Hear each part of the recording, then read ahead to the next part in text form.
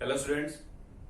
Last class हम लोग chemical kinetics chapter का एक कॉम्पिटिटिव लेवल वाला टॉपिक पढ़ रहे थे। हमने उसमें देखा था कि रेट कांस्टेंट जो है वो वॉल्यूमेट्रिक एनालिसिस के लिए कैसे डिराइव किया जाता है। आई होप आप सभी को क्लियर हो गया होगा। ठीक है, आज जो है नेक्स्ट एक और देखेंगे कि रेट कांस्टेंट जो है फर्स्ट ऑर्डर रिएक्शन का हम ऑप्टिकल इन्वर्जन वाली रिएक्शन में कैसे डिराइव करते हैं। ठीक है, ये भी प्योरली कॉम्पिटिटिव है। अगर आप सिर्फ बोर्ड के लिए जब तैयारी करोगे उस टाइम पे आप इन टॉपिक्स को स्किप कर सकते हो। तो इन टॉपिक के ऊपर आप हेडिंग डाल सकते हो, ब्रैकेट में लिख दीजिए कि ओनली फॉर कंपटीशन, बोर्ड में इसे क्वेश्चन नहीं आएगा। ठीक है, जो कल पढ़ा था उससे भी नहीं आएगा, जो आज पढ़ा है उससे भी नहीं आने वाला है। बट उससे पहले वाले जो हमने पढ़े थे टॉपिक्स वो सारे बोर्ड पॉइंट ऑफ व्यू से और कॉम्पिटेटिव पॉइंट ऑफ व्यू दोनों के लिए हैं। ठीक है, बट ये जो है जो कल पढ़ा था और जो आज पढ़ रहे हैं ये सिर्फ कॉम्पिटेटिव पॉइंट ऑफ व्यू से है। ठीक है, तो आज जो है नेक्स्ट टॉपिक हम देखेंगे रेट कांस्टेंट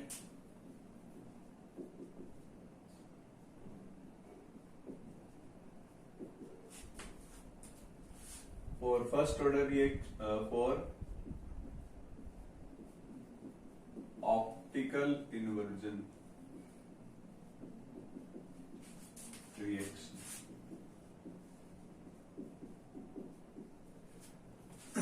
देखिए, रेट कांस्टेंट निकालना है हमने फॉर ऑप्टिकल इन्वर्जन रिएक्शन। तो ऑप्टिकल इन्वर्जन रिएक्शन के लिए हम रेट किस तरीके से निकालते हैं वो देखेंगे। उससे पहले तो जो है हम ये समझ लें कि ऑप्टिकल इन्वर्जन होता क्या है। देखो, आप सभी ने एक चीज पढ़ी है, हम पढ़ते हैं 11th क्लास में भी हमने आप थोड़ा बहुत ऑर्गेनिक में पढ़ाया हुआ है आपको। ऑप्टिकल इन्वर्जन क्या चीज होती है। देखो, सबसे पहली चीज तो अगर हम बात करें ऑप्टिकल एक्टिविटी की, ऑप्टिकली एक्टिव कंपाउंड किसे कहा जाता है? वो कंपाउंड जो प्लेन पोलराइज्ड लाइट को किसी पर्टिकुलर डायरेक्शन में रोटेट कर देता है उसे हम ऑप्टिकली एक्टिव कंपाउंड बोलते हैं। ये हमने पढ़ा हुआ है। ठीक है, और जो ऑप्टिकली एक्टिव कंपाउंड होते हैं वो क्या करते हैं, प्लेन पोलराइज्ड लाइट को या तो राइट डायरेक्शन में या फिर लेफ्ट डायरेक्शन में रोटेट कर देते हैं। जो लेफ्ट डायरेक्शन में रोटेट करते हैं उन्हें हम क्या बोलते हैं? Very good, laevo rotatory. और जो राइट डायरेक्शन में रोटेट करते हैं उन्हें हम क्या बोलते हैं? Dextro rotatory. ठीक है, तो इस तरीके से हमने दो चीजें पढ़ी हुई हैं कि ऑप्टिकली एक्टिव कंपाउंड क्या होते हैं और डेक्स्ट्रो और लीवो रोटेटरी क्या होता है।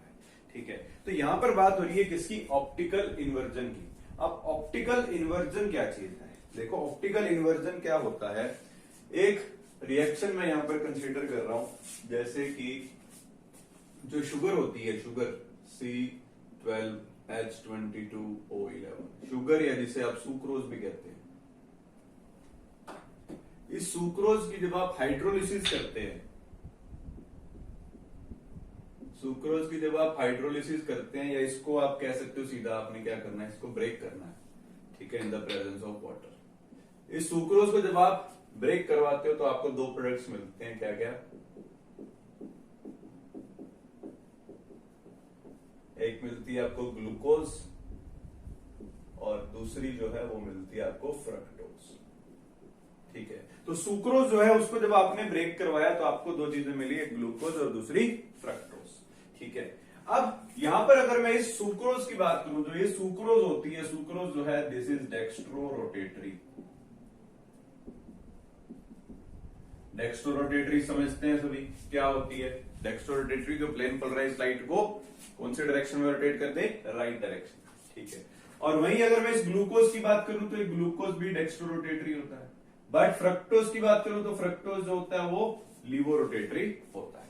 ठीक है, अब देखो क्या होता है ऑप्टिकल इन्वर्जन को अगर हमें समझना है कि ऑप्टिकल इन्वर्जन क्या चीज है, इसको वैसे तो हम डिटेल में समझेंगे जब आप ये वाला चैप्टर पढ़ोगे, जहां पर ये वाली रिएक्शन आएगी, ये आएगी आपकी बायोमोलिक्यूल चैप्टर के अंदर, वहां स्कोर में डीपली समझेंगे। बट अभी सिर्फ इस चीज को समझना है कि ऑप्टिकल इन्वर्जन क्या है।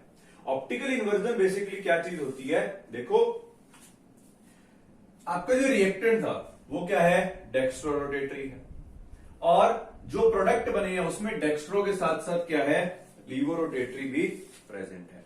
और ये जो लीवो रोटेटरी होता है इसका जो अमाउंट बनता है ये डेक्स्ट्रो के कंपेरेटिवली ज्यादा होता है। ठीक है, और जब आपका रिएक्टेंट हो डेक्स्ट्रो रोटेटरी और जो प्रोडक्ट बने हैं, प्रोडक्ट क्या है? प्रोडक्ट में कुछ डेक्स्ट्रो रोटेटरी है, कुछ लीवो रोटेटरी है। बट हम क्या कह रहे हैं कि लीवो रोटेटरी का अमाउंट थोड़ा सा ज्यादा है। ठीक है, तो आधे राइट में रोटेट कर रहे हैं, आधे लेफ्ट में रोटेट कर रहे हैं। अगर तो दोनों बिल्कुल इक्वल अमाउंट में प्रेजेंट हो तो optical rotation, net optical rotation क्या हो जाएगी, 0 हो जाएगी, तो कैंसिल आउट कर देंगे एक दूसरे को। बट हम क्या कह रहे हैं यहाँ पर कि जो लीवो रोटेटरी है वो डेक्स्ट्रो रोटेटरी से थोड़ा सा ज्यादा है, ठीक है। अगर लीवो रोटेटरी थोड़ा सा ज्यादा होगा तो मतलब वहां पर नेट रोटेशन किधर होगी, लेफ्ट डायरेक्शन में, यानी कि लीवो रोटेटरी जो है वो यहाँ पर डोमिनेट करेगा अगर वो ज्यादा अमाउंट में प्रेजेंट है, ठीक है। तो जो हमारा रिएक्टेंट है वो है डेक्स्ट्रोरोटेटरी, और जो हमारा प्रोडक्ट बन रहा है वैसे तो वो मिक्सचर है बट लीवोरोटेटरी ज्यादा है, इसलिए ओवरऑल आप कह सकते हो कि जो आपका प्रोडक्ट्स है वो लीवोरोटेटरी है, यानी कि इसके अपोजिट है। और कोई ऐसी रिएक्शन जहां पर रिएक्टेंट जो है वो डेक्स्ट्रो हो और प्रोडक्ट आपके लीवो बन जाए, इसी को हम क्या बोलते हैं, ऑप्टिकल इन्वर्जन। या फिर इसका रिवर्स हो कि आपका जो रिएक्टेंट है वो लीवोरोटेटरी हो और जो प्रोडक्ट्स हैं वो आपके डेक्स्ट्रोरोटेटरी बन जाए, उसे भी क्या कहोगे, ऑप्टिकल इन्वर्जन, ठीक है। ऑप्टिकल इन्वर्जन तो सिंपल सी चीज क्या होगी, जब रिएक्टेंट और प्रोडक्ट दोनों का जो ऑप्टिकल इन्वर्जन जब रिएक्टेंट और प्रोडक्ट दोनों की ऑप्टिकल एक्टिविटी एक दूसरे के बिल्कुल अपोजिट है तो उसे हम क्या बोलते हैं, ऑप्टिकल इन्वर्जन, ठीक है। अब इस ऑप्टिकल इन्वर्जन का रेट कांस्टेंट हमने निकालना है, वो कैसे निकाला जाता है वो हम देखेंगे, आइए देखते हैं, ठीक है। तो अभी हमने एक चीज समझ ली कि ऑप्टिकल इन्वर्जन क्या है, अभी इसको लिखने की जरूरत नहीं है, बस थोड़ा सा माइंड में बिठा लो कि क्या होता है जब रिएक्टेंट डेक्स्ट्रो हो और प्रोडक्ट लीवो हो, उसको ऑप्टिकल इन्वर्जन बोलते हैं, ठीक है। बाकी इसको डिटेल में हम पढ़ेंगे आगे नेक्स्ट अपने बायोमोलिक्यूल वाले चैप्टर में, ठीक है। तो देखेंगे यहाँ पर हमने क्या किया था, शुगर ली, शुगर को तोड़ दिया किसमें, ग्लूकोज में और फ्रक्टोज में। अब मैं यहाँ पे इसको पॉजिटिव से लिख रहा हूं जो कि डेक्स्ट्रोरोटेटरी है, ग्लूकोज को भी पॉजिटिव से लिख रहा हूं, डेक्स्ट्रोरोटेटरी है, फ्रक्टोज को नेगेटिव से लिख रहा हूं, ठीक है। तो बस ये आपके समझने के लिए है, प्लस प्लस माइनस जो मैंने यहाँ पर लगाया, ठीक है। अब इसके बाद हमारे पास अगर मैं बात करूं, ये जो सुक्रोज है, सुक्रोज की वजह से ऑप्टिकल रोटेशन जो है, अब मैं क्या करने वाला हूं, यहां पर कुछ लेट करने वाला हूं, क्या करेंगे, लेट, ठीक है। देखो ऑप्टिकल रोटेशन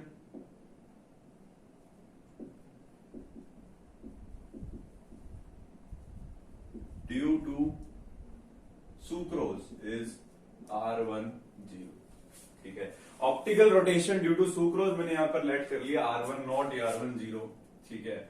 और ऑप्टिकल रोटेशन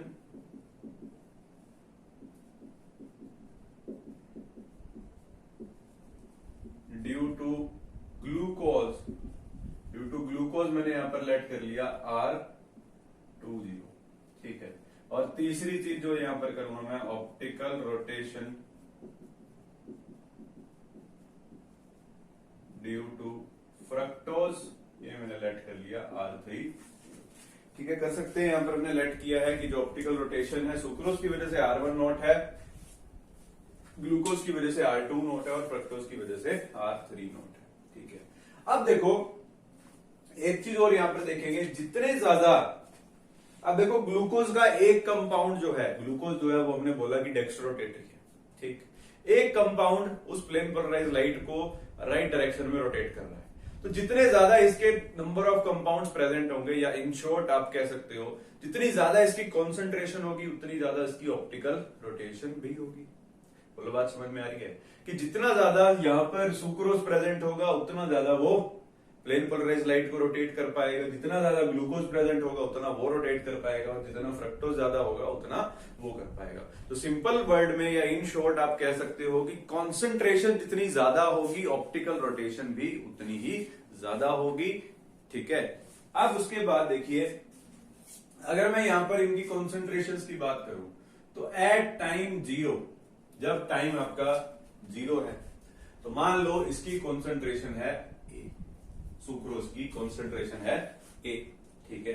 और उस टाइम पे जो प्रोडक्ट्स होते हैं वो तो आपके होते ही, तो उनकी जो कॉन्सेंट्रेशन है क्या हो जाएगी, 0, ठीक है।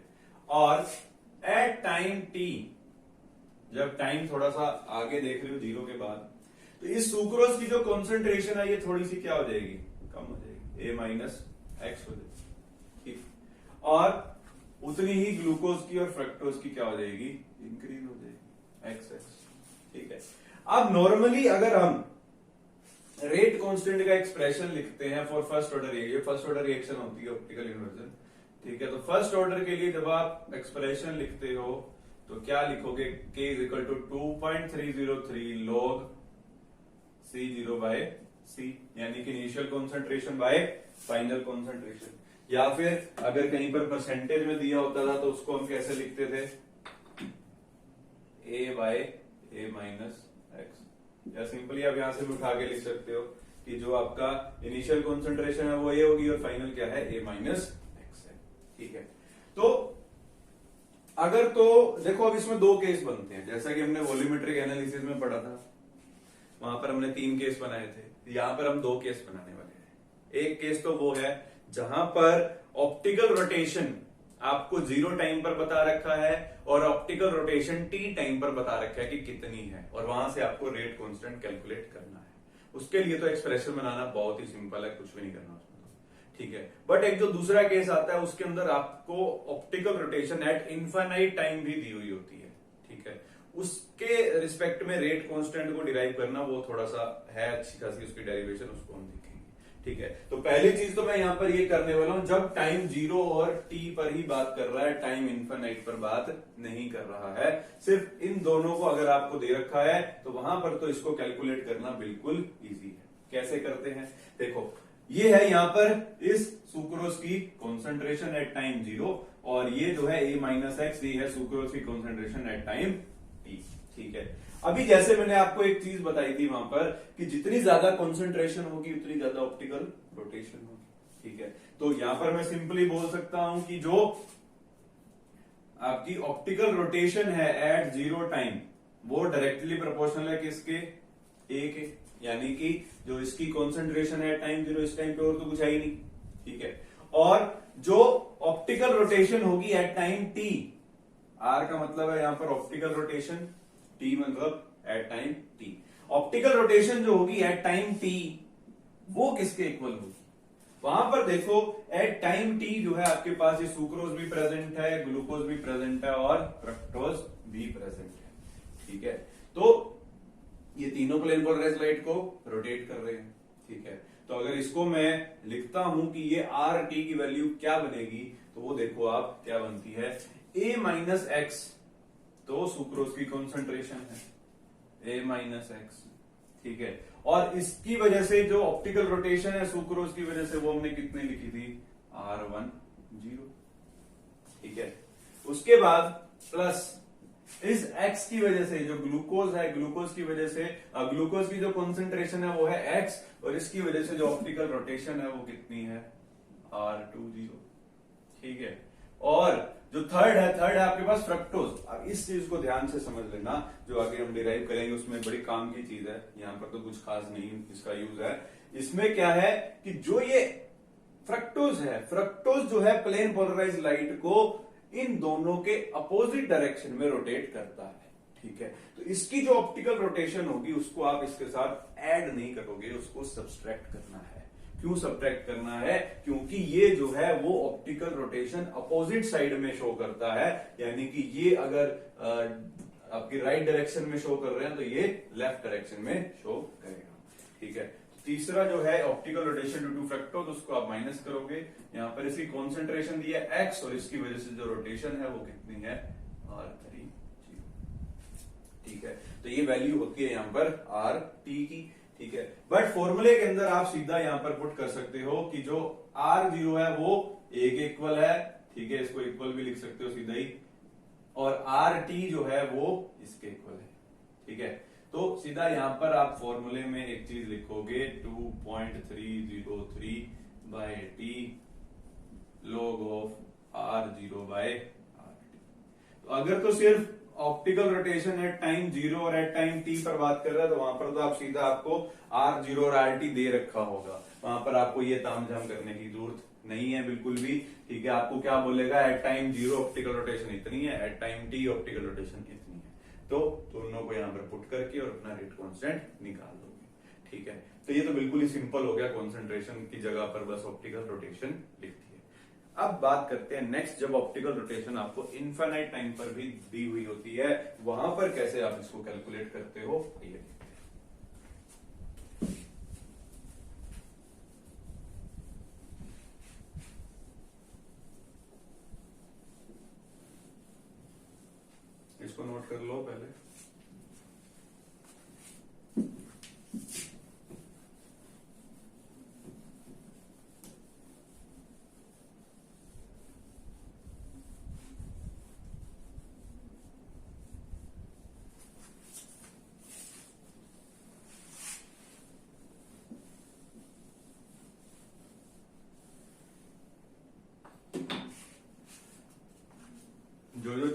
यहाँ पर यूज करूंगा उसको मैं यहाँ लिखता जाऊंगा कि वो क्या है, क्या रिप्रेजेंट कर रहा है। जैसे सबसे पहले R10 जो हमने लिखा था वो क्या है, ऑप्टिकल रोटेशन है ड्यू टू सुक्रोज। R20 जो है वो क्या लिखा था हमने, optical rotation due to glucose. और R30 जो था वो क्या था, optical rotation due to fructose. ठीक है, ये शॉर्ट में मैंने साइड में लिख दिया। अब इसके बाद अब आपको तीन चीजें गिवन, एट R0 यानी कि रोटेशन 0 टाइम पर, एक है रोटेशन t टाइम पर, एक है रोटेशन इनफाइनाइट टाइम पर। तो उन तीनों को यूज करके रेट कांस्टेंट का क्या एक्सप्रेशन हम बनाएंगे। देखो जैसे कि मैंने आपको अभी अभी बताया कि जितनी ज्यादा कॉन्सेंट्रेशन जिसकी प्रेजेंट होगी उतनी ज्यादा वो ऑप्टिकल रोटेशन शो करेगा। ठीक है, तो सबसे पहले तो यहाँ पर कॉन्सेंट्रेशन के बारे में बात कर लेते हैं। तो एट टाइम 0 सुक्रोज की कॉन्सेंट्रेशन है, मान लेते हैं A, ग्लूकोज की 0, फ्रक्टोज की 0। एट टाइम t जो इसकी कॉन्सेंट्रेशन है वो बचेगी A माइनस एक्स, ये हो जाएगी x, ये हो जाएगी x। और एट टाइम इनफाइनाइट इसकी कॉन्सेंट्रेशन क्या हो जाएगी 0, और ये क्या बन जाएगा A, और ये भी बन जाएगा। बोलो बात समझ में आ रही है। अब उसके बाद आपको रेट कांस्टेंट का एक्सप्रेशन डिराइव करना है। ठीक है, रेट कांस्टेंट का एक्सप्रेशन बेसिकली अगर फर्स्ट ऑर्डर रिएक्शन के लिए मैं कॉन्सेंट्रेशन की टर्म्स में लिखता हूं तो वो क्या होता है, K is equal to 2.303 by T log A by A minus x. ये आपका फर्स्ट ऑर्डर रिएक्शन का रेट कांस्टेंट है इन टर्म्स ऑफ कॉन्सेंट्रेशन, ये हमने पढ़ रखा है। ठीक है, तो बेसिकली आपको करना क्या है, ये A by A minus x की अगर आप वैल्यू निकाल लो तो यहां पर उसको डिस्प्लेस कर सकते हो। ठीक है, तो सबसे पहली मेरे को तीन चीजें चाहिए कि 0 टाइम पर ऑप्टिकल रोटेशन कितनी है, t टाइम पर ऑप्टिकल रोटेशन कितनी है, और इनफाइनाइट टाइम पर ऑप्टिकल रोटेशन कितनी है। पहले तो मेरे को इन तीनों चीजों को कैलकुलेट करना होगा। तो सबसे पहले मैं क्या करूंगा, एट टाइम 0 यानी कि ऑप्टिकल रोटेशन जो है वो 0 टाइम पर, R0 का मतलब मैं यहां पर लिख देता हूं, R0 का मतलब क्या है, optical rotation at time is equal to 0। और एक यूज करेंगे हम यहां पर RT को, RT क्या है, optical rotation at time t, and एक मैं यहां पर यूज करूंगा R infinite that is optical rotation at time infinity. ठीक है, अब उसके बाद R0 की अगर मैं बात करूं, एट टाइम 0 मेरे पास सिर्फ और सिर्फ क्या प्रेजेंट है, सुक्रोज प्रेजेंट है। ठीक है, और सुक्रोज की कॉन्सेंट्रेशन है A, और इसकी वजह से जो ऑप्टिकल रोटेशन है वो हमने वहां पर लिखी है कितनी, R10। तो एट टाइम 0 जो ऑप्टिकल रोटेशन होगी वो कितनी होगी, R0 equal to A R10। ठीक है, ये होगी इसकी कॉन्सेंट्रेशन, और R10 जो है वो सुक्रोज की ऑप्टिकल रोटेशन है। और नेक्स्ट अगर बात करें RT की, at time t optical rotation कितना होगा वो देखना है। वो जैसे हमने अभी पिछले के लिए भी लिखा था वही सेम चीज ही है। तो सुक्रोज की जो कॉन्सेंट्रेशन है वो क्या है, A माइनस एक्स, इसकी वजह से जो ऑप्टिकल रोटेशन है वो कितना है, R10। At time t sucrose की कॉन्सेंट्रेशन है A माइनस एक्स, उसकी ऑप्टिकल रोटेशन कितनी है, R10। ठीक है, उसके बाद और कौन कौन यहाँ पर प्लेन पोलराइज्ड लाइट को रोटेट करे, ग्लूकोज जो है, ग्लूकोज की कॉन्सेंट्रेशन है x, और इसकी वजह से ऑप्टिकल रोटेशन कितनी है, R20। बोलो बात समझ में आ गई। उसके बाद फ्रक्टोज, फ्रक्टोज के लिए जैसे कि मैंने आपको बताया था कि ये जो है ये डेक्स्ट्रो रोटेटरी है, ये भी डेक्स्ट्रो रोटेटरी है, बट ये क्या है, ये आपका लिवो रोटेटरी है, अलग डायरेक्शन में प्लेन पोलराइज्ड लाइट को रोटेट करता है, इसीलिए इसका जो है ऑप्टिकल रोटेशन वो आपको क्या करना होगा, माइनस करना होगा। इसकी कॉन्सेंट्रेशन है x, और इसकी वजह से जो ऑप्टिकल रोटेशन है वो है आपका R3। ठीक है, तो यहां पर मैं क्या करूंगा, इसको थोड़ा सा और कर लेते हैं, A minus x R10 plus यहां से x को कॉमन ले लीजिए, x कॉमन ले लोगे तो क्या बचेगा, R20 माइनस R3। ये हो गया आपका optical rotation at time t। बोलो बात समझ में आ गई होगी आई गेस। नेक्स्ट अगर देखें optical rotation at time infinite, जिसे हम R इनफाइनाइट से डिनोट करेंगे। तो इनफाइनाइट टाइम पर सिर्फ ग्लूकोज और फ्रक्टोज है, सुक्रोज तो है नहीं। तो ग्लूकोज जो है उसकी कॉन्सेंट्रेशन कितनी है A, और उसकी वजह से जो ऑप्टिकल रोटेशन है वो कितनी है R20, और जो फ्रक्टोज है फ्रक्टोज की कॉन्सेंट्रेशन भी है A, और उसकी वजह से जो ऑप्टिकल रोटेशन है वो कितनी है R30, बट उसको क्या करना है आपको माइनस करना है। ठीक है, यहां पर भी मैं इस A को कॉमन ले लूंगा तो क्या बच जाएगा R20 माइनस R30, ये हो गया आपका R। ठीक है, तो यहाँ पे हमने तीन चीजें निकाल ली, एक RT, एक निकाल लिया यहाँ पर R0, और तीसरी चीज जो है वो निकाल ली R। ठीक है, अब देखो मेरे को बेसिकली करना क्या है, यहाँ पर a bye a minus x इसकी वैल्यू फाइंड आउट करनी है। ठीक है, इसकी वैल्यू फाइंड आउट करने के लिए देखो मैं क्या करूंगा, उसकी वैल्यू फाइंड आउट करने के लिए मैं यहाँ पर दो चीजें लिखूंगा। एक पहली चीज तो लिख रहा हूं यहाँ पर मैं R इंफिनिटी माइनस R0। क्या करूंगा, इस इक्वेशन को मैं इसमें से माइनस कर रहा हूं। R इंफिनिटी की वैल्यू निकाल ली, R0 की वैल्यू निकाल ली, तो उसको मैं यहाँ पर सोल्व करूंगा। सोल्व करने का मोटिव क्या है, सोल्व करने का मोटिव ये है कि हम इसकी वैल्यू को निकालना चाहते हैं। ठीक है, तो आइए देखते हैं R इंफिनिटी माइनस R0 जो है वो किसके इक्वल आएगा। R इंफिनिटी मैंने यहाँ पर लिखा है क्या है, A इंटू में R20 माइनस R30, और माइनस R0 क्या था, AR10, यही है। ठीक है, अब मैं क्या करूंगा, यहाँ पर इस A को कॉमन ले लूंगा। अगर A कॉमन ले लिया तो अंदर क्या बचेगा, R20 minus R30 minus R। ये है आपकी वैल्यू किसकी, R इंफिनिट माइनस R0, तो मैं इक्वेशन 1 नाम दे। ठीक है, एक चीज तो हमने ये कैलकुलेट कर ली। दूसरी चीज मैं यहाँ पर एक और कैलकुलेट करूंगा, that is R infinite minus RT। ठीक है, अब इसकी वैल्यू अगर मैं निकालता हूं तो वो क्या आएगी, R इंफिनिट क्या है मेरा, ये AR20 माइनस R30, ये तो वैल्यू थी R इंफिनिट की, माइनस करना है RT को। RT क्या चीज है, RT ये रहा आपके पास A minus x R10 plus x into में R20 माइनस R30। ठीक है, तो ये है आपका। ठीक, अब इसके बाद यहां पर आप क्या करोगे, इस इक्वेशन को थोड़ा सा हम मॉडिफाई करेंगे। यहां पर मैं क्या करूंगा, a माइनस एक्स को कॉमन निकाल लूंगा। ये चाहो तो आप करके देख लेना। ठीक है, a माइनस एक्स को जब आप यहाँ पे पूरे में से कॉमन ले लोगे तो अंदर जो है वो आपका बचेगा R20 minus R30 minus R10, यही बचेगा। ठीक है, चाहो तो इसको आराम से तसल्ली से करके देख लेना। ठीक है, अब इसके बाद ये जो है इसको इक्वेशन मैंने मान ली 2। ठीक हो जाएगा। अब नेक्स्ट क्या करना है आपको, फर्स्ट इक्वेशन को डिवाइड कर देना है सेकंड इक्वेशन, 1 डिवाइडेड बाय 2। ठीक है, तो इसको इससे डिवाइड करोगे तो क्या बन जाएगा आपका, फर्स्ट इक्वेशन ये बनाई है हमने, R इंफिनिटी माइनस R0 जो कि इक्वल है किसके, A इंटू में R20 minus R30 minus R10। ये है आपकी फर्स्ट इक्वेशन, इसको डिवाइड करना है हमने 2 से। सेकंड इक्वेशन जो है वो हमने बनाई है ये वाली, जो कि क्या है, R इंफिनिटी माइनस RT। ठीक है, डिवाइडेड बाय इधर क्या है आपका A माइनस एक्स और इंटू क्या है R20 minus R30 minus R। यहाँ पर ये चीज आप देख सकते हो दोनों तरफ सेम है, तो ये क्या हो जाएगी, कैंसिल।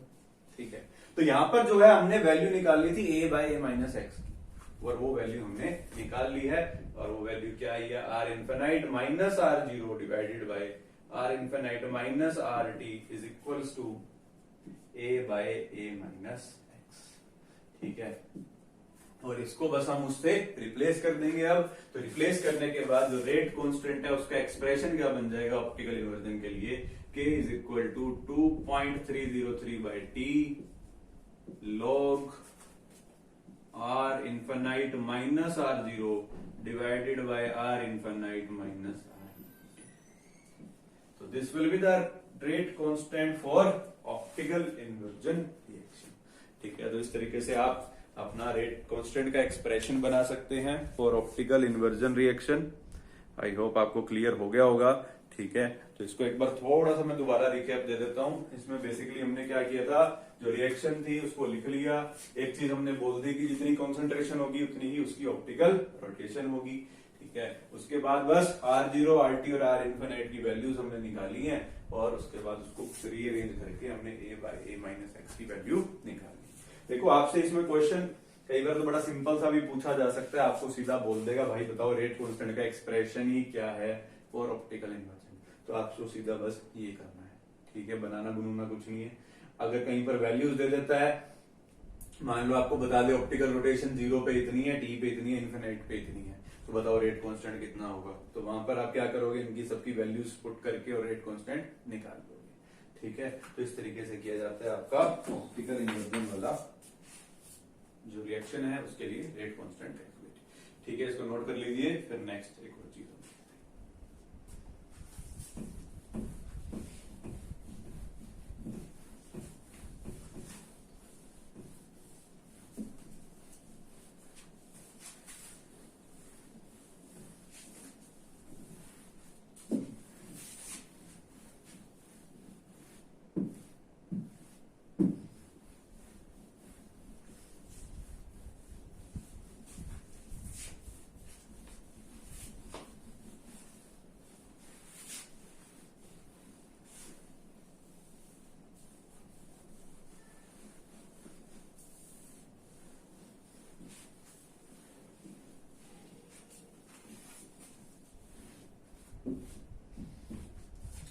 चलिए, इसके बाद हमने जो रेट कांस्टेंट डिराइव करना था for different type of reaction, सबसे पहले हमने लिखा इन टर्म्स ऑफ कॉन्सेंट्रेशन, जहां पर हम जो है रेट कांस्टेंट एक्सप्रेशन कैसे लिखते थे, K equal to 2.303 by T log C0 by C से।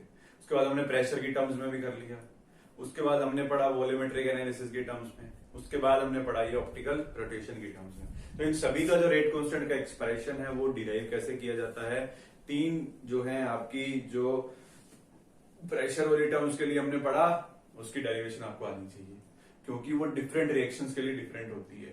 क्योंकि जो स्टोइकियोमेट्रिक कोएफिशिएंट है उसके ऊपर बड़ा डिपेंड करता है कि आपका जो रेट कांस्टेंट का एक्सप्रेशन है वो क्या बनेगा। जैसे कॉन्सेंट्रेशन टर्म्स के लिए तो सेम है, कुछ भी रिएक्शन दे रखी हो, बट प्रेशर वाली टर्म्स के लिए हर रिएक्शन के लिए सेम नहीं होगा, उसके स्टोइकियोमेट्रिक कोएफिशिएंट्स के ऊपर डिपेंड करेगा। तो उसकी डेरिवेशन आपको आनी चाहिए, फॉर्मूला आपको इमीडिएटली बनाना पड़ेगा। बना बनाया आप हर बार एक जैसा यूज नहीं कर सकते हो। सेम ही वॉल्यूमेट्रिक एनालिसिस के लिए और सेम ही जो आपकी ये रिएक्शन हमने पढ़ी अभी यहाँ पर ऑप्टिकल रोटेशन वाली। बाकी ऑप्टिकल रोटेशन और वॉल्यूमेट्रिक एनालिसिस में आपको इससे ज्यादा कंफ्यूज नहीं करने वाला है। जो आपको फॉर्मूला है बस वो याद हो, इसकी डेरिवेशन आपसे नहीं पूछेगा। ठीक है, बट प्रेशर वाली डेरिवेशन जरूर जरूर आनी चाहिए। मैंने अभी तक आपको कोई डेरिवेशन नहीं बोली कि ये डेरिवेशन करो, कोई नहीं कहता मैं डेरिवेशन नहीं आती है, पेपर में नहीं पूछी जाती है, आपसे बोर्ड्स में भी नहीं पूछी जाती, केमिस्ट्री की डेरिवेशन नहीं आती है। ठीक है, बहुत आज तक तो मैंने देखा नहीं। ठीक है, तो हम आगे भी मान के चलते हैं कि नहीं आएगी। बस थोड़ा सा दिमाग में होना चाहिए कि कैसे करते हैं कि बाई चांस आ जाए तो आपको आती हो। ठीक है, बट तो प्रेशर वाली जो है वो इंपॉर्टेंट है, उसको कर लेना। नेक्स्ट जो है इसके बाद हम देखते हैं, नेक्स्ट टॉपिक है हमारा जी पैरेलल रिएक्शन।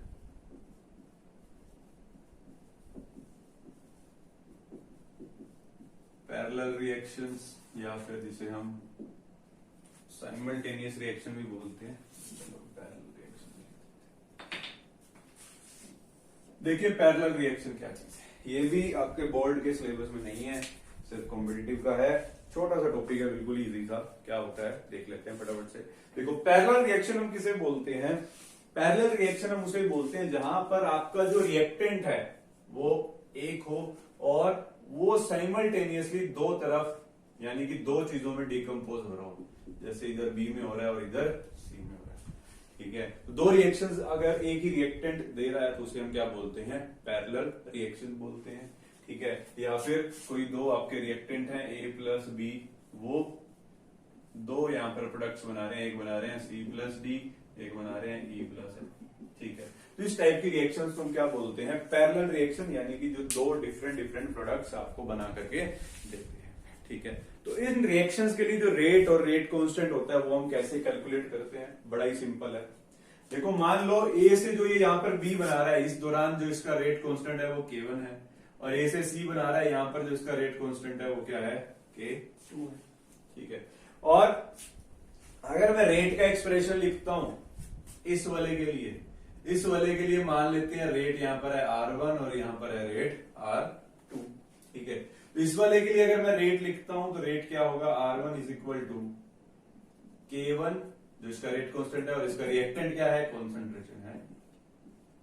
ठीक है, और इधर वाले के लिए अगर रेट लिखते हैं तो वो क्या होगा, R2 is equal to K2 into A की कॉन्सेंट्रेशन, ये होगा। ठीक है, और जो है इसमें आप एक और चीज भी देख सकते हो, तो दूसरे वाला हमने, ये तो हो गया आपका लॉ ऑफ मास एक्शन। जो रेट लॉ के अकॉर्डिंग अगर इसका रेट लिखें तो वो क्या हो जाएगा, माइनस DA बाय DT। -2 लगाते थे, याद करो रिएक्टेंट की कॉन्सेंट्रेशन जो है वो टाइम के साथ डिक्रीज होती है, और सेम ही ये इसके लिए लिख सकते हो -DA अपॉन DT। ठीक है, तो ये तो हो जाएगा डिफरेंट, इस रिएक्शन के लिए रेट और इस रिएक्शन के लिए रेट। अगर ओवरऑल रेट लिखना हो तो वो क्या होता है, जो ओवरऑल रेट लिखते हैं रिएक्शंस का हम, वो क्या होता है, बिल्कुल ही सिंपल है, दोनों जो रेट है इनको ऐड कर दो, R1 प्लस R2। ठीक है, इन दोनों को ऐड कर दोगे तो यहां पर जो है K1A प्लस K2A, ये भी क्या हो जाएगा, ऐड। और इसको कॉन्सेंट्रेशन को अगर मैं कॉमन ले लेता हूं तो अंदर क्या बच जाएगा, K1 प्लस K2, बाहर आ जाएगी ए की कॉन्सेंट्रेशन, किसके इक्वल होगा, ये R1 प्लस। तो जो पैरेलल रिएक्शंस होती हैं उसके लिए जो ओवरऑल रेट होता है R इज इक्वल टू दोनों स्टेप्स के सम के इक्वल हो जाएगा, और जो रेट कांस्टेंट है वो दोनों रेट कांस्टेंट के सम के इक्वल हो जाता है। ठीक है, तो ये सिंपल सी चीज है आपके पास। और एक चीज और इसमें आपको एक चीज जो याद रखनी है उसको बता देता हूं। कई बार आपको क्या होता है, यहाँ पर बी और सी जो ये दो प्रोडक्ट्स बन रहे हैं, इन दोनों प्रोडक्ट्स की कॉन्सेंट्रेशन की रेशो पूछ लेते हैं आपसे, एक बार आया हुआ क्वेश्चन। ठीक है, तो बी और सी की कॉन्सेंट्रेशन पे आपसे क्वेश्चन पूछ सकता है कि इन दोनों की कॉन्सेंट्रेशन का जो रेशो है वो क्या है, और उसको हम कैसे कैलकुलेट करते हैं। बड़ा ही सिंपल है उसको कैलकुलेट करना। तो एक चीज तो आपको ये याद रखनी है, पैरेलल रिएक्शन के लिए जो ओवरऑल रेट है वो दोनों स्टेप्स के रेट के सम के इक्वल है, और रेट कांस्टेंट भी दोनों के सम के इक्वल होता है। और एक चीज और, यहाँ पर जो बी बनता है, बी की कॉन्सेंट्रेशन और सी की कॉन्सेंट्रेशन का अगर आप रेशियो लेते हो तो वो K1 बाय K2 के इक्वल होता है। एक इस चीज को और याद रख लीजिए बस, और पैरेलल रिएक्शन में हमने कुछ नहीं करना। ठीक है, तो इस टॉपिक पे प्रोबेबिलिटी कॉम्पिटिटिव एग्जाम्स में भी कमी होती है आने की क्वेश्चन के। ठीक है, बट स्टिल हम करते हैं क्योंकि पता नहीं लगता कहां से क्वेश्चन आ जाए। तो एक ये चीज याद रख लेना, बाकी तो सिंपल ही है कि रेट को क्या करना है, दोनों जो आपकी पैरेलल चल रही है रिएक्शन उन दोनों का रेट ऐड कर देना है ओवरऑल रेट निकालने के लिए, और जो हमारा रेट कांस्टेंट है उसके लिए भी वही करना है, दोनों को ऐड कर देना है। ठीक है, अब इसके बाद नेक्स्ट टॉपिक जो है हमारा, अब बस वही बोर्ड पॉइंट ऑफ व्यू से है अपना next topic. Next topic is factors affecting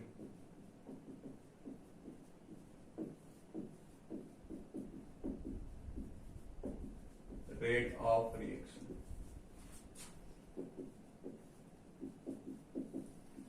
वो कौन कौन से फैक्टर्स हैं जो रेट ऑफ रिएक्शन को इफेक्ट करते हैं, तो उसके बारे में अगर हम बात कर लें तो कौन कौन से फैक्टर्स हैं जो रेट ऑफ रिएक्शन को इफेक्ट करेंगे। रेट ऑफ रिएक्शन बेसिकली क्या था, स्पीड ऑफ रिएक्शन। ठीक है, तो कौन कौन से फैक्टर्स हैं जो रेट ऑफ रिएक्शन को इफेक्ट करते हैं। तो देखो, सबसे पहली तो हमने इस पे बेस्ड टाइप ऑफ रिएक्शन ही पढ़ा था। कुछ रिएक्शन ऐसी होती है जो वेरी फास्ट है, यानी कि जल्दी जल्दी चल जाती है। दूसरा जो है इंटरमीडिएट वाली पढ़ी थी, मॉडरेट स्पीड ऑफ रिएक्शंस। और तीसरी पढ़ी थी हमने कौन सी, वेरी स्लो रिएक्शन, जैसे रस्टिंग ऑफ आयरन थी। तो सबसे पहला जो रेट ऑफ रिएक्शन है वो किसके ऊपर डिपेंड करता है आपका, on the nature of reactant. Nature of reactant का मतलब कि रिएक्टेंट जो है वो कैसा है, स्लोली रिएक्ट करता है, फास्टली रिएक्ट करता है, मॉडरेटली रिएक्ट करता है, उस पर डिपेंड करेगा। ठीक है, दूसरी चीज जिस पर रेट ऑफ रिएक्शन डिपेंड करेगा वो है आपकी कॉन्सेंट्रेशन। देखो कॉन्सेंट्रेशन पर किस तरीके से डिपेंड करता है।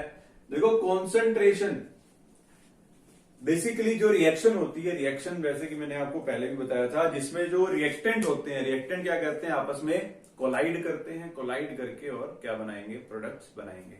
ठीक है। तो जो भी रिएक्शन होती है, रिएक्शन के अंदर बेसिकली रिएक्टेंट के बीच में क्या हो रहा होता है, कोलिजन हो रहा होता है। तो जितनी ज्यादा कॉन्सेंट्रेशन होगी, जितनी ज्यादा कॉन्सेंट्रेशन होगी, उतने ज्यादा वहां पर क्या होंगे, कोलिजन होंगे, और जितने ज्यादा कोलिजन होंगे उतना ज्यादा उसका क्या होगा, रेट। ठीक है। तो in short concentration is directly proportional to the rate, कि जितनी ज्यादा कॉन्सेंट्रेशन होती है उतना ज्यादा उसका रेट होता है। ठीक है। नेक्स्ट फैक्टर की अगर हम बात करें, नेक्स्ट है इसके बाद टेम्परेचर। टेम्परेचर और रेट में भी डायरेक्ट रिलेशन है। ये क्यों? देखो, टेम्परेचर ज्यादा होगा तो जो आपके रिएक्टेंट मॉलिक्यूल्स हैं उनकी जो है काइनेटिक एनर्जी ज्यादा होगी, वो ज्यादा तेज तेज भागेंगे, ज्यादा तेज ही कोलाइड करेंगे और उतना ही जल्दी आपका प्रोडक्ट बना देंगे। हालांकि टेम्परेचर जो है एग्जैक्टली आप नहीं कह सकते कि हमेशा रेट ऑफ रिएक्शन बढ़ेगा, ये डिपेंड करता है आपकी रिएक्शन कैसी है, एंडोथर्मिक है या एक्सोथर्मिक है। अगर तो एंडोथर्मिक होती है उसमें तो अगर आप टेम्परेचर बढ़ा देते हो तो रेट ऑफ रिएक्शन भी बढ़ जाता है। बट अगर एक्सोथर्मिक रिएक्शन है उसमें अगर आप टेम्परेचर बढ़ाते हो तो वहां पर जो है रेट ऑफ रिएक्शन कम हो जाता है। बट जनरली हम ये लिख देते हैं कि टेम्परेचर जो है वो डायरेक्टली प्रोपोर्शनल है रेट के, बट हमेशा ऐसा नहीं होता है। ठीक है, याद रखिएगा। नेक्स्ट इसके बाद अगर हम बात करें, नेक्स्ट जो आपका फैक्टर है that is surface area. Reactant का सरफेस एरिया जितना ज्यादा होगा उतना कोलिजन ज्यादा इफेक्टिव होगा, कोलिजन उतना ज्यादा इफेक्टिव होगा और उतना ही ज्यादा उसका रेट ऑफ रिएक्शन। ठीक है। तो सरफेस एरिया के भी डायरेक्टली प्रोपोर्शनल होता है आपका रेट। ठीक है। और नेक्स्ट इसकी बात करें फैक्टर की, तो नेक्स्ट आ जाता है आपका कैटलिस्ट। कैटलिस्ट बेसिकली क्या करते हैं, रेट ऑफ रिएक्शन को इंक्रीज करते हैं। आपको मालूम है कैटलिस्ट भी क्या करेगा, रेट ऑफ रिएक्शन को इंक्रीज कर देगा। Catalyst increases the rate of reaction. ठीक है। तो कैटलिस्ट भी क्या करता है, रेट ऑफ रिएक्शन को इंक्रीज कर देता है। तो ये हो जाएंगे आपके कुछ फैक्टर्स जो इफेक्ट करते हैं आपके रेट ऑफ रिएक्शन को। पहला हो गया नेचर ऑफ रिएक्टेंट, यानी कि जो आपका रिएक्टेंट है वो कैसा है, स्लोली रिएक्ट करता है या फास्टली रिएक्ट करता है, इसके ऊपर डिपेंड करेगा। पहली चीज होगी कॉन्सेंट्रेशन, कॉन्सेंट्रेशन ज्यादा तो कोलिजन ज्यादा, कोलिजन ज्यादा तो रेट ऑफ रिएक्शन भी ज्यादा। और नेक्स्ट चीज होगी टेम्परेचर। टेम्परेचर हमेशा डायरेक्टली प्रोपोर्शनल नहीं होगा रेट के, कई बारी रिएक्शन पर भी डिपेंड करता है कि रिएक्शन कैसी है। उसके बाद नेक्स्ट हो गया आपका सरफेस एरिया। सरफेस एरिया जितना ज्यादा होगा उतना कोलिजन ज्यादा इफेक्टिव होगा और उतना ही ज्यादा उसका रेट ऑफ रिएक्शन होगा। और लास्ट है कैटलिस्ट। कैटलिस्ट आपको पता ही है बेसिकली क्या करता है, हमेशा रेट ऑफ रिएक्शन को इंक्रीज करता है। तो catalyst increases the rate of reaction, यानी कि कैटलिस्ट अगर नहीं होगा तो रिएक्शन स्लोली होगी और अगर कैटलिस्ट होगा तो रिएक्शन फास्ट होगी। ठीक है। तो ये हो जाएंगे आपके factors affecting rate of reaction. अब नेक्स्ट क्लास के अंदर हम कुछ और ये जो फैक्टर्स है इन्हीं को थोड़ा डीपली देखेंगे कि कोलिजन जो है वो किस तरीके से इफेक्टिव होता है, टेम्परेचर पर एग्जैक्टली कैसे डिपेंड करता है रेट ऑफ रिएक्शन। ठीक है। तो आज के लिए इतना ही, बाकी हम नेक्स्ट क्लास में करेंगे। Good bye.